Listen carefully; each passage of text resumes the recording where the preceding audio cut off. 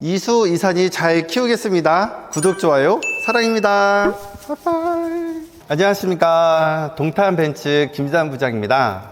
정말 오랜만에 얼굴을 뵙는 거죠. 제가 9월 시작하자마자 팀 여행을 갔다 왔어요. 팀 포상 여행을 갔다 왔거든요. 다 고객님 덕분에 계속 팀이 항상 1등을 하다 보니까 팀비도 많이 받게 돼서 그래서 포상 여행을 갔다 왔습니다. 그리고 바로 오자마자 조금 이번 분기 마감이잖아요. 그래서 고객님들이 계약을 너무 많이들 해주셨어요. 그래서 그 일 처리하다 보니까 일단은 이 영상이 좀 늦게 나온 것 같아요. 저번 달에 그 사업하시는 분들 중고차 처리할 때 좀 힘든 점이 좀 있었어요. 그래서 이번 계기에 이런 내용에 대해서 좀 설명해 드리면 좋겠다 생각해서 이 영상을 만들었거든요. 벤츠를 사시는 분들 대부분이 다 사업자분들이세요. 거의 60에서 70%는 사업자분들인데 개인 사업자나 아니면 법인 사업자분들이에요. 근데 그런 사업자분들이 그렇게 매출이 많지도 않은데 그 경비 처리로 인해서 일단은 세무사에다가 차량을 업무용으로 신고하게 됐잖아요. 그러면 나중에 차를 팔 때 문제가 생겨요. 예를 들어 볼게요. 차량 가격이 한 1억짜리 차량을 샀어요. 근데 한 2년 정도 탔는데 이 차를 팔고 다른 차를 사고 싶어요. 그러면은 그 차를 어떻게 보면 중고차 매매상한테 팔게 되면 한국 법상 부가세를 신고하게끔 되어 있어요. 그래서 사업자와 사업자끼리는 계산서를 끊어줘야 되거든요. 근데 만약에 중고차 가격이 7천만 원이 나왔어요. 그러면 7천만 원에 대한 계산서를 끊어줘야 돼요. 그러면 고객님은 부가세를 내셔야 되기 때문에 700만 원을 다시 또 뱉어내야 돼요. 그러면은 실질적으로 차량 가격은 6,300만 원이 되는 거죠. 그래서 이런 것 때문에 혹시라도 현금이나 아니면은 그 할부 그리고 금융리스도 포함이 돼요. 이런 고객들이 만약에 한 3년, 4년 정도밖에 안 탄다. 그러면은 혹시라도 경비 처리를 다 진행하지 마시고요. 나중에 비사업용 차량 사실 확인서라는 게 있거든요. 이런 식으로 해서 만약에 그 700만 원보다 더 어떻게 보면 경비 처리 받는 게 좀 적을 것 같다. 그러면은 그 혹시라도 경비 처리 안 받는 게 나을 수도 있어요. 이거는 꿀팁이니까 고객님 참고를 하셔야 돼요. 그 계산하는 방법도 한번 알려드릴게요. 우선은 개인사업자 2025년 소득세율에 대해서 제가 또 정리를 해드렸거든요. 일단은 과세표준 구간이 있어요. 뭐 1,400만 원부터 시작해서 5천만 원, 8,800만 원, 1억 5천만 원, 그리고 3억, 5억, 10억, 그리고 10억을 초과했을 때 그때 경비 처리를 최대 한도가 1,500만 원이거든요. 우선은 자동차 차량으로 최대 맥스는 800만 원이에요. 그리고 운용비라고 하죠. 운용비로 700만 원은 경비 처리를 할 수가 있어요. 근데 그 운용비가 뭐냐? 고객님이 사용하셨을 때 기름값이 될 수도 있고요. 보험료가 될 수도 있고요. 여러 가지 등등등 사업에 필요한 운영에 대한 거는 그 700만 원으로 진행을 하시면 되세요.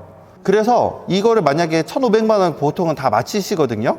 다 마쳤을 때 뭐 이렇게 구간대로 대략적으로 얼마 정도 세금 혜택을 받을 수 있다라는 금액을 제가 적어놨어요. 1,400만 원일 때는 90만 원 정도 혜택을 받고요. 5천만 원일 때는 225만 원 정도의 혜택을 받아요. 그리고 8,800만 원 소득일 때는 한 360만 원 정도, 그리고 525만 원 정도 이런 식으로 쭉쭉쭉 나가고 있거든요. 그러니까 부가세 신고한 것보다 이런 경비 처리로 혜택을 받는 게 더 높다 하시면은 무조건 경비 처리를 받으시고요. 만약에 현금 고객, 할부 고객, 그리고 금융리스 고객님들이 이런 절세 효과보다 일단 부가세가 더 높다 그러면은 경비 처리를 받지 마시고 그냥 구매하시면 되실 것 같아요.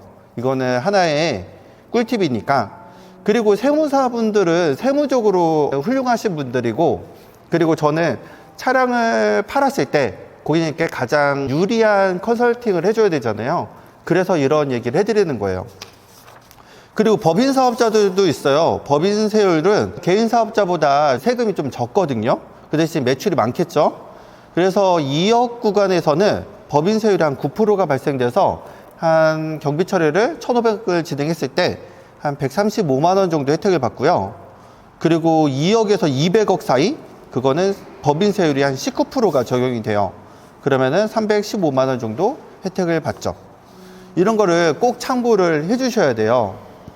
그리고 할부나 현금이나 렌트나 리스 모두 다 경비 처리는 똑같이 1,500만 원을 받을 수가 있어요. 그러니까 어떻게 보면 다 똑같다.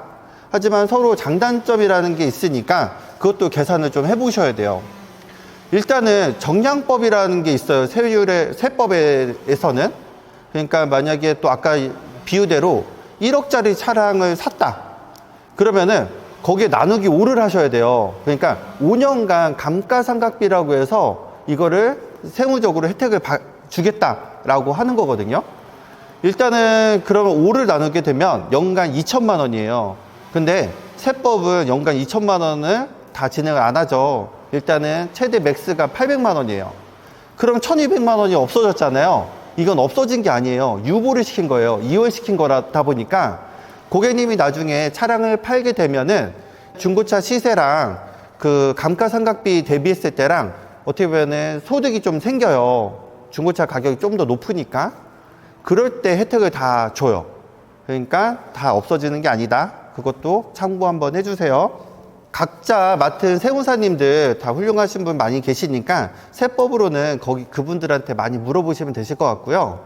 그리고 저는 차량을 샀을 때 가장 고객님한테 유리한 방법, 그냥 팩트만 알려드리는 거예요.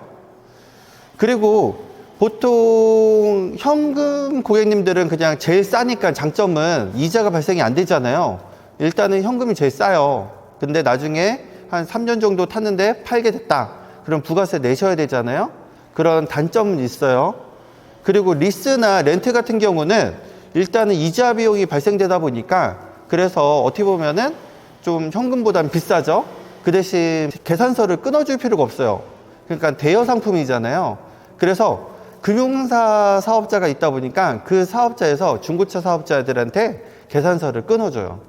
그러니까 현금 고객님들이나 할부 고객님들은 부가세를 세금 계산서를 끊어줘야 되기 때문에 거기에 대해서 좀 단점이 있다.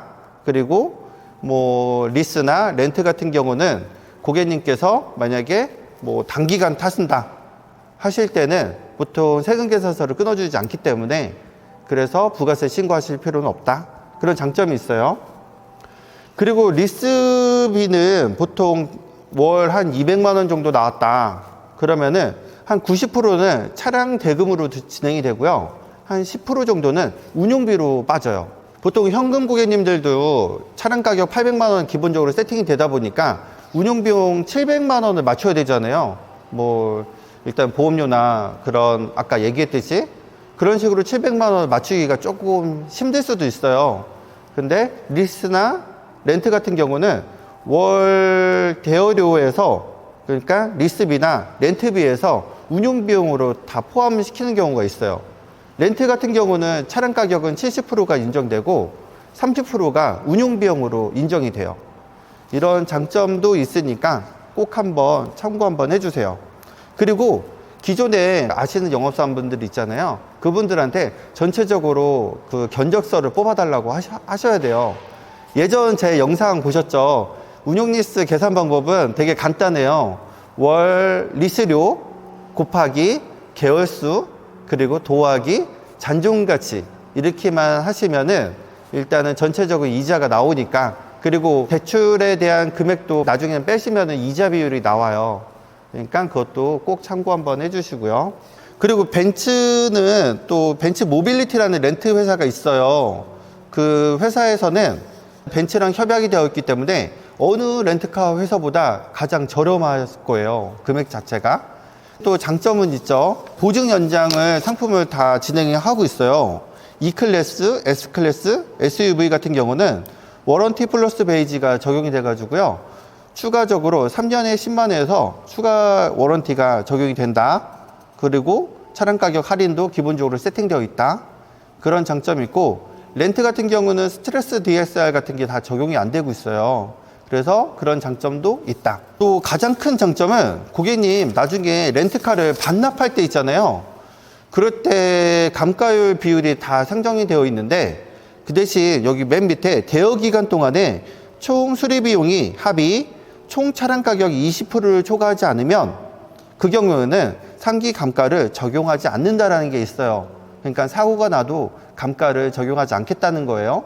그러니까 반납할 때 유용하다. 렌트를 진행했을 때 그런 장점이 있으니까 고객님 꼭 참고 한번 해주세요. 그리고 제가 워낙에 많은 도움을 받아서 그런지 실적도 많이 좋아지고 있고요. 그리고 벤츠가 좀 힘들기도 한데 그런 상황에서도 구독자님들과 그리고 제 고객님들이 많이 도와주고 있거든요. 그래서 너무 감사해서 여기 앞에 보시면은 혹시 고객님들 200이라는 차량 아시나요? 그러니까 벤츠의 대중화를 이끈 차량이에요. 여기 한번 보시면은 200이라는 차량이에요. 그리고 그 코드명은 W114고요. W115도 있어요. 1968년도부터 제작이 돼가지고요. 전세적으로 판매량이 190만 대를 넘었어요. 그러면서 벤츠가 대중화를 이루어냈거든요. 이런 상징적인 차량이에요. 그래서 제가 구독자 이벤트 한번 또 하고 싶어가지고요. 일단은 댓글에다가 구독자입니다 라고만 해주시면 제가 그 댓글에다가 또 순번을 매길 거예요. 그래서 랜덤으로 일단은 뽑을 거거든요. 그래서 이 차 한 대를 드리겠습니다. 그 둘 중에 한 대를 드릴 거고요. 또 한 대는 이번 달 마감에 제가 마감 보고서를 또 올릴 거예요. 그때도 제가 구독자 이벤트를 또 진행해서 벤츠의 상징적인 차량을 드리겠습니다. 그리고 댓글 선착순 5명한테는 예전에 했던 것처럼 곰돌이 인형 택배로 보내드릴게요. 우선 너무 감사하고요. 이제 앞으로 9월 마감이 얼마 안 남았거든요. 그래서 이 200 차량 같은 경우는 좀 할인이 많이 풀렸어요. 그리고 S클래스 같은 경우도 조금 할인이 많이 풀렸거든요. 그러니까 뭐 관심 있으시면 꼭 한번 연락 주시고요. 그리고 저 많이 사랑해줘서 너무너무 감사합니다. 그리고 또 한 가지 있어요. 유튜브나 그런 것들 많이 보시다 보니까 앱도 많이 활성화되어 있고 하다 보니까 보통 차량 구매를 공식 딜러한테 진행을 안 하는 경우가 많잖아요. 어차피 공식 딜러한테 차량 출고가 이루어지거든요. 그 중간 마진을 다 먹다 보니까 제가 봤을 때는 공식 딜러에게 차를 사는 게 가장 현명한 방법 같아요. 그래서 만약에 고객님께서 차량 구매를 예상하고 있다 그러면은 공식 딜러와 그런 유튜버들하고 비교를 좀 한번 해보세요. 일단은 차량 가격 차이가 별로 안 나실 거고요. 그리고 그 담당 딜러가 있어야 고객님 사후 관리나 모든 면에서 편하세요. 그래서 대접받고 차량 구매를 꼭 하셨으면 좋겠어요. 너무 감사합니다, 고객님들. 그리고 구독자님들. 다음에 또 봐요.